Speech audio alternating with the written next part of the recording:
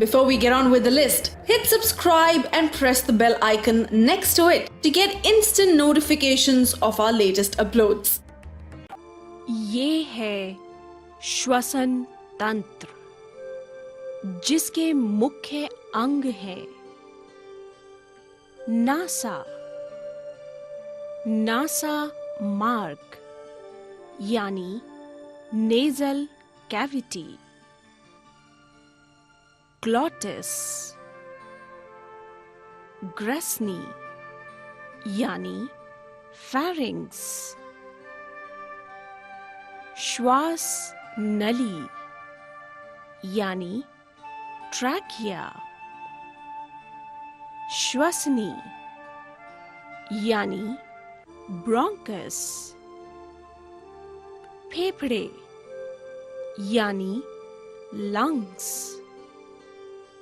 श्वसनिकाएं यानी ब्रोंकियोल्स,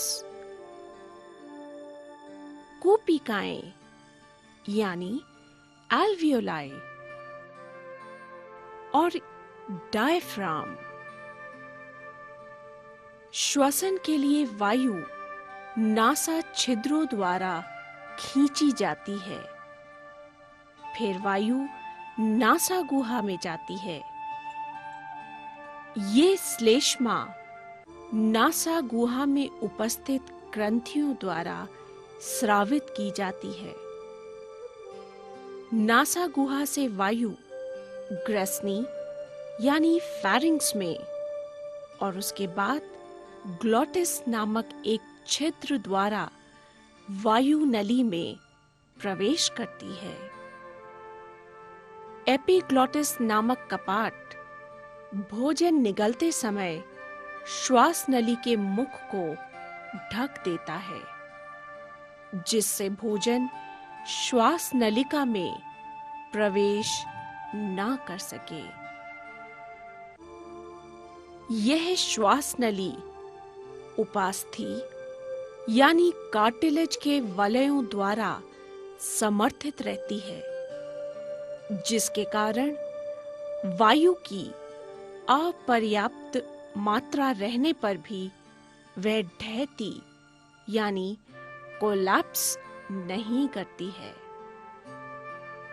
जब हम श्वास लेते हैं तो डायफ्राम और पसलियों के बीच जुड़ी हुई पेशियां सिकुड़ती हैं और वक्ष गुहा फैलती है, जिससे वक्ष गुहा के अंदर का आयतन बढ़ जाता है और इसीलिए वायु नासा द्वार से प्रवेश कर फेफड़ों में पहुंचती है। यहाँ फेफड़ों की कुपिकाओं में श्वसन पूरा करने के लिए ऑक्सीजन रक्त में विसरित हो जाती है और श्वसन का अपशिष्ट उत्पाद कार्बन डाइऑक्साइड रक्त की इन्हीं कुपिकाओं में विसरित हो जाता है और कार्बन डाइऑक्साइड फेफड़ों से श्वास नली, फिर नासा द्वार और फिर शरीर से बाहर निकल जाती है।